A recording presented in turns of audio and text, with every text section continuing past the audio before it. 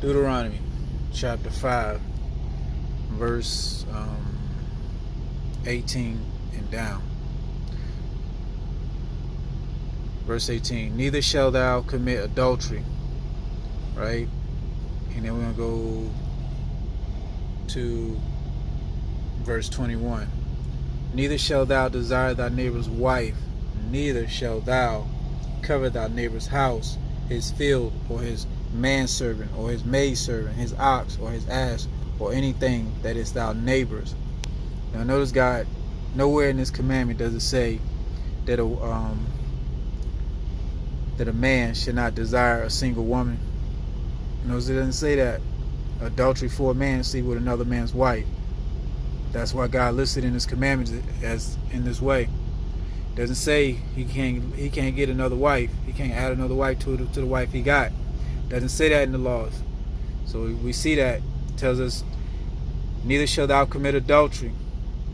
Right? In verse 21, that was 18, is 21. Again, I'm reading. Neither shalt thou desire thy neighbor's wife, neither shalt thou covet thy neighbor's house, right?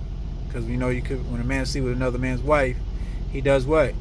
That woman moves him in and take over that man's house and everything that belonged to that man, right? That's adultery for a man, sleep with another man's wife.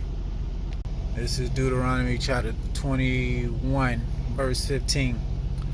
If a man have two wives, one beloved and another hated, and they have borne him children, both the beloved and the hated, and if the firstborn son be hers that was hated. So again, we see right here in Deuteronomy chapter 21, verse 15, where God is instructing a man that has two wives. And if he hate one wife and love the other, I don't know why I can't think of that word for passing on your stuff when you leave the earth to your child.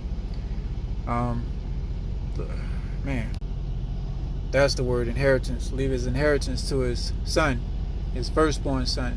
So this is the law between the hated and the beloved, and that the hated son shall inherit his father's possessions, or the things of his father, because he's the firstborn, indeed the firstborn, because he's the hated child. So this is God's law. So again, for y'all that are confused out there, whether a man can have two wives or not, and what adultery is, because wouldn't that be contradictory? God saying that a man here who has two wives, wouldn't that be adultery like the world done taught us? Satan taught us through these lying preachers in the world. Y'all stay blessed. Coming with more scripture in Jesus Christ's holy name.